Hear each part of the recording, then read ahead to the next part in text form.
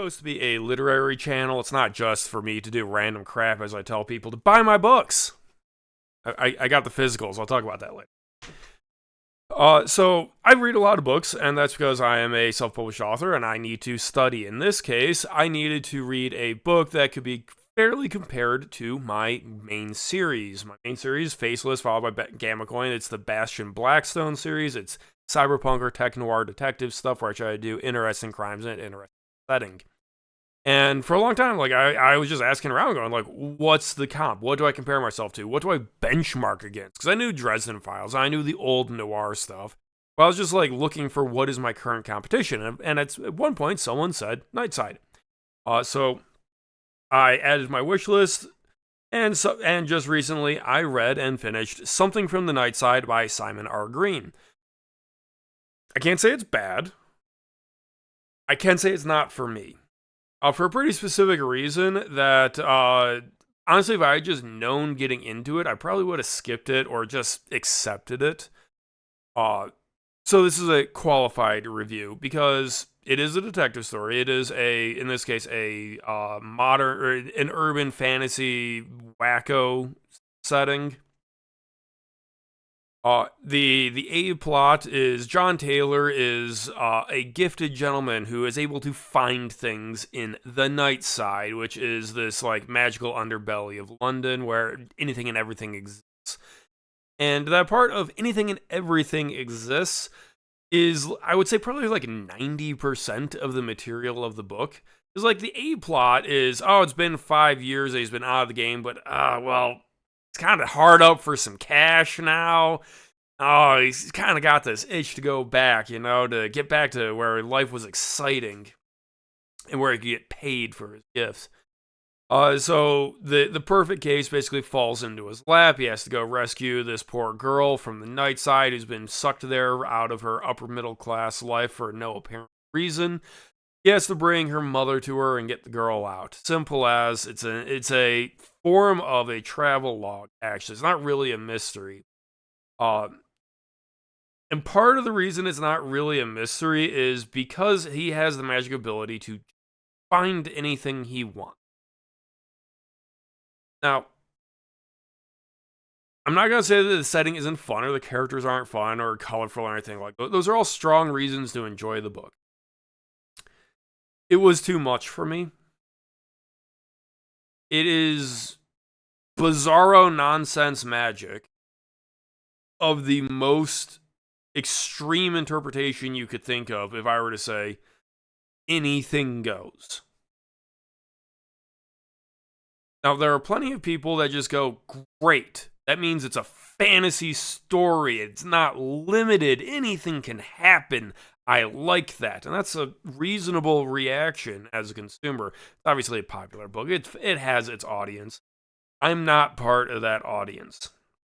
Because, well, basically, when you have to get from A to B in the Nightside for the plot of the book, and it's something like 8 major events happen where some magical event in a magical place happens and good old John Taylor has to figure out a way to deal with it. Problem is, okay, cool. New idea. A ghost of a bar from the 80s, a fortress for victims of alien abduction. Oh, tomboy with a shotgun. Lord of Magic Hell is a bartender or something. You name it. There are so many ideas, I can't even remember most of them accurately for the sake of this video. They get introduced, you just get given to them, you get a moment to digest them. Oh, here's Razor Eddy. Oh, here's a time slip where they go into the future. Oh, here's this, here's that, here's this, there's that. And that has an appeal. Like, don't get me wrong. I'm not saying that's like a bad thing. It's part of my strategy with writing. When I'm going around the mega city of Bastion, I go to like, oh, well, here's this thing that people are doing in this company, and this company, in this location, up and down and around, and people are happy or sad, or, here's landlords, here's bars, here's the stadium, this, that, and the other thing. Just keep introducing these ideas and showing how it interacts with things. But when I do it, I'm trying to make a cohesive world, whereas the Nightside is intentionally, every possible idea is just jumbled together in a misfit jig. And the appeal is basically supposed to be seeing how the pieces are breaking each other to fit together. What is coming out on top. Because you don't get given, so you're certainly not given an actual like 50,000 foot view of how things work. You don't really know how John Taylor, the main character, stacks up against anything. You can fly by the seat of your pants and follow how he's reacting to. But there's just kind of this like magic brinksmanship problem where, oh, he can be put in the most absurd magical predicament possible, but bro, he can just find the solution because he has the most absurd magical power right back at it.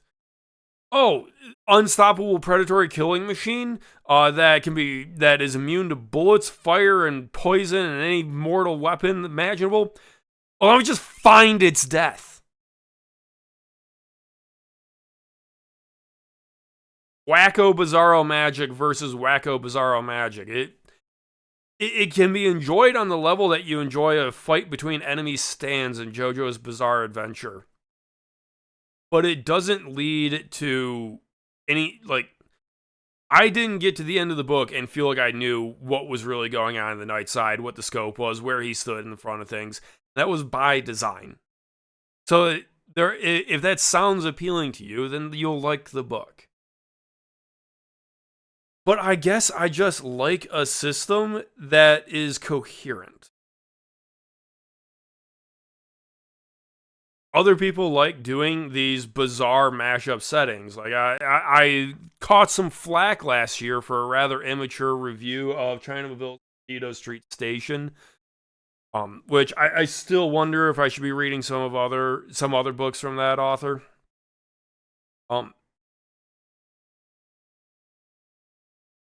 I guess I might be able to compare, but I'd rather just read the Dresden Files. But even that makes me realize that a lot of the magic, at least in the early books, I'm told things tighten up a bit more.